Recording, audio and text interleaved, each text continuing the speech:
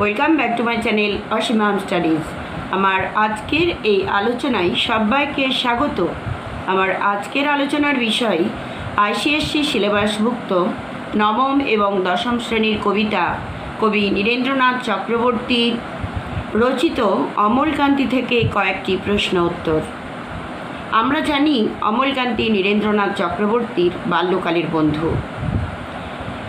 কবি নীরেন্দ্রনাথ চক্রবর্তী অমলকান্তি সম্পর্কে বলেছেন যে তাদের সকল বন্ধুদের ইচ্ছে পূরণ হলেও অমলকান্তির কিন্তু ইচ্ছে পূরণ হয়নি।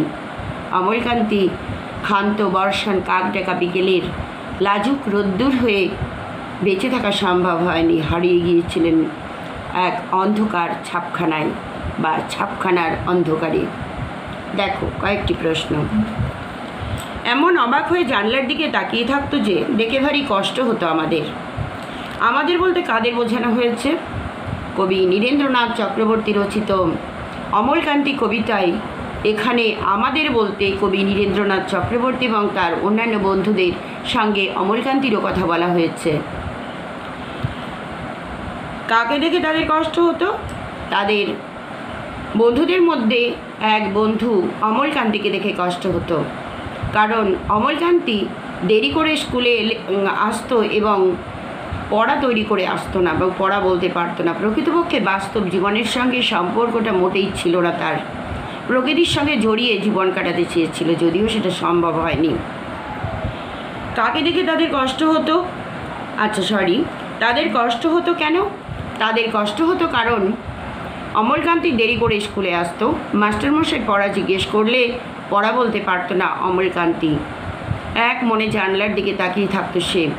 যেহেতু তারা কয়েকজন মিলে একসঙ্গে খুব ভালো বন্ধু, তাই একের দুঃখে অন্যে ব্যথা অনুভব করে বলে অমলকান্তির দুঃখে তার অন্যান্য বন্ধুদের এবং কবি নীরেন্দ্রনাথ চক্রবর্তীর দুঃখ হতো।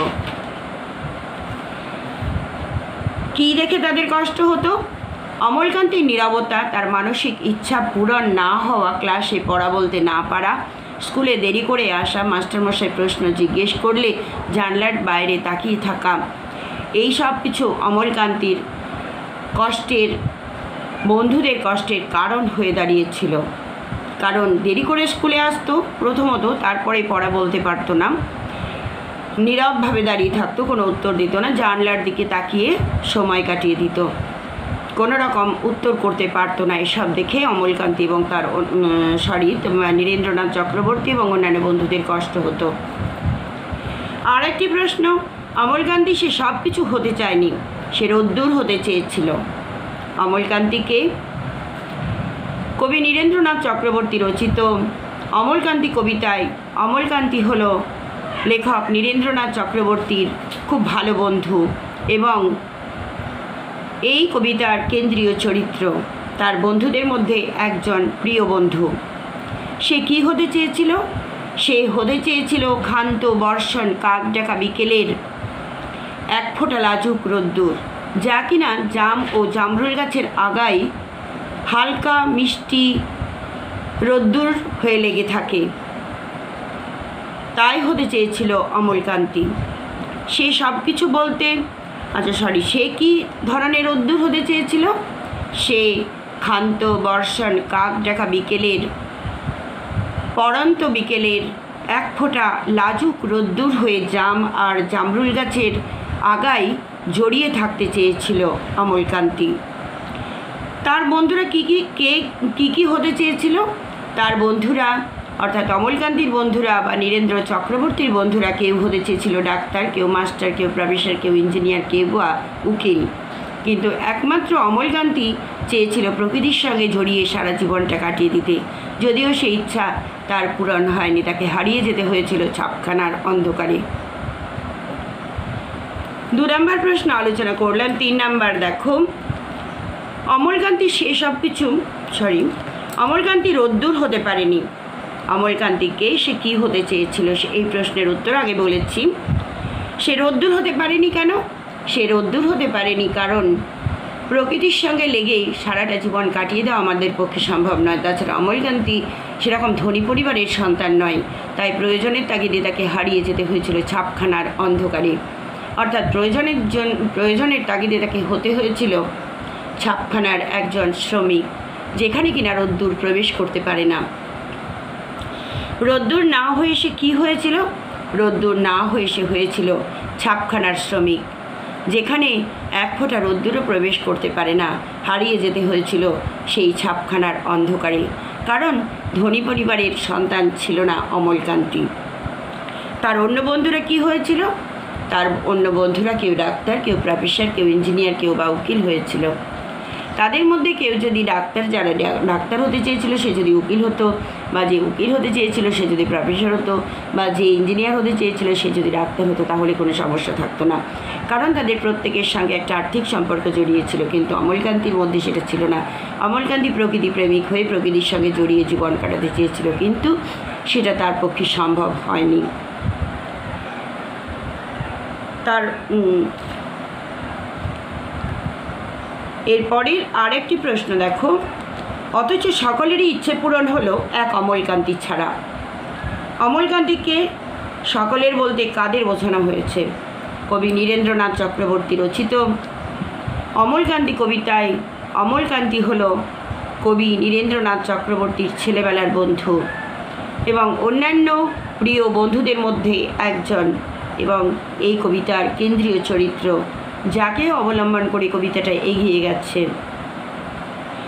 সকলের বলতে কাদের বোঝানো হয়েছে? সকলের বলতে নীরেন্দ্রনাথ চক্রবর্তীর বন্ধুদের, মানে অন্যান্য বন্ধুদের বোঝানো হয়েছে, সঙ্গে অমলকান্তিকেও বোঝানো হয়েছে। তাদের কি কি ইচ্ছে ছিল? তাদের ইচ্ছে ছিল কারো ডাক্তার হওয়ার, কারো ইঞ্জিনিয়ার হওয়ার, কারো প্রফেসর হওয়ার, কারো বা উকিল হওয়ার, কিন্তু একমাত্র তার অমলকান্তি বন্ধুর ইচ্ছে ছিল না এসব কিছুর হওয়ার। তার ইচ্ছে ছিল ক্ষান্ত বর্ষণ কাক ডাকা বিকেলের এক ফোঁটা লাজুক রোদ্দুর হয়ে জাম ও জামরুল গাছের আগায় এক ফোঁটা হাসির মতো লেগে থাকতে, যা তার পূরণ হয়নি। অমলকান্তি কী হতে চেয়েছিল? বললাম অমলকান্তির ইচ্ছা পূরণ হয়নি কেন?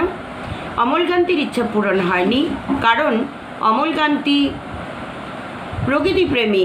প্রকৃতির সঙ্গে জড়িয়ে থাকা আমাদের সম্ভব নয়। প্রকৃতির সঙ্গে জীবন কাটানো মনে মনে বা চিন্তা ভাবনার মধ্যে কাটানো সম্ভব হলেও বাস্তবে সম্ভব নয়। তাছাড়া ধনী পরিবারের সন্তান না হওয়ার জন্যই প্রয়োজনের তাগিদে তাকে হারিয়ে যেতে হয়েছিল ছাপখানার অন্ধকারে, যেখানে কিনা এক ফোঁটা রোদ্দুরও প্রবেশ করতে পারে না। তাই অমলকান্তি হয়েছিল ছাপখানার একজন শ্রমিক। অমলকান্তির ইচ্ছা পূরণ হয়নি কেন? অমলকান্তি রোদ্দুর নিয়ে ভাবতে ভাবতে শেষ পর্যন্ত রোদ্দুর হয়ে যেতে চেয়েছিল, কিন্তু তা তার হয়ে ওঠা সম্ভব হয়নি। রোদ্দুরের কথা ভাবতে ভাবতে সে একদিন রোদ্দুর হয়ে যেতে চেয়েছিল। কার কথা বলা হয়েছে এখানে? নীরেন্দ্রনাথ চক্রবর্তী রচিত অমলকান্তি কবিতায় কেন্দ্রীয় চরিত্র অমলকান্তির কথায় বলা হয়েছে। সে কি হতে চেয়েছিল? সে হতে চেয়েছিল ক্ষান্ত বর্ষণ কাক ডাকা বিকেলের এক ফোঁটা লাজুক রোদ্দুর, যা কিনা জাম এবং জামরুল গাছের আগায় অল্প একটু হাসির মতো লেগে থাকে। সে রোদ্দুর হতে পারেনি কেন? সে রোদ্দুর হতে পারেনি কারণ ধনী পরিবারের সন্তান না হওয়ায় প্রয়োজনের তাগিদে তাকে কাজ নিতে হয়েছিল কারখানার শ্রমিক হিসাবে, যেখানে রোদ্দুর এক ফোঁটা প্রবেশ করতে পারে না। হারিয়ে যেতে হয়েছিল ছাপখানার অন্ধকারে। ইচ্ছা তার পূরণ হয়নি কারণ ধনী পরিবারের সন্তান হলে হয়তো প্রকৃতির সঙ্গে জড়িয়ে বাঁচা সম্ভব ছিল, কিন্তু তার পূরণ হয়নি কারণ সেরকম অবস্থা ছিল না তাদের। আর অমলকান্তি শুধু প্রকৃতি প্রেমিক, প্রকৃতিকে নিয়ে বাঁচা আমাদের পক্ষে মোটেই সম্ভব নয়। রোদ্দুর না হয়ে সে কী হয়েছে? রোদ্দুর না হয়ে সে হয়েছে এক ছাপখানার শ্রমিক বা কর্মচারী, যেখানে তাকে সবসময় অন্ধকারের মধ্যে কাজ করতে হয়, এক ফোঁটা রোদ্দুরও প্রবেশ করতে পারে না। তার ইচ্ছা পূরণ হয়নি, হারিয়ে যেতে হয়েছে ছাপখানার অন্ধকারে। আলোচ্য অংশের তাৎপর্য কী? প্রকৃতিপ্রেমী অমলকান্তি শিক্ষক, ডাক্তার অথবা উকিল হতে চায়নি, কারণ এগুলো সবার সঙ্গে সম্পর্ক ছিল আর্থিক সম্পর্ক। একজন যদি ডাক্তার না হয়ে উকিল হতো, বা উকিল না হয়ে প্রফেসর হতো, বা প্রফেসর না হয়ে মাস্টার হতো, তাহলে কিন্তু কোনো রকম সমস্যা ছিল না, কারণ প্রত্যেকের সঙ্গেই আর্থিক সম্পর্ক জড়িয়ে আছে। কিন্তু একমাত্র অমলকান্তির ইচ্ছে ছিল না টাকা রোজগার করার, অথচ তাকেই টাকা রোজগারের জন্য হারিয়ে যেতে হলো ছাপখানার অন্ধকারে। যা সে হতে চেয়েছিল এক ফোঁটা লাজুক রোদ্দুর, যা কিনা অল্প একটু হাসির মতো, যা আমার জামরুল গাছের আগায় লেগে থাকে, তা হয়ে ওঠা সম্ভব হয়নি। তাকে হারিয়ে যেতে হয়েছিল ছাপখানার অন্ধকারে। কয়েকটি প্রশ্ন আলোচনা করলাম, কেমন লাগলো জানিও। যদি ভালো লাগে তবে একটা লাইক, শেয়ার ও সাবস্ক্রাইব করে দিও তোমার অন্য বন্ধুদের দেখার জন্য। পরে আবার অন্য কোনো ভিডিও নিয়ে আসছি, ততক্ষণ পর্যন্ত ভালো থেকো সবাই। ধন্যবাদ রইল।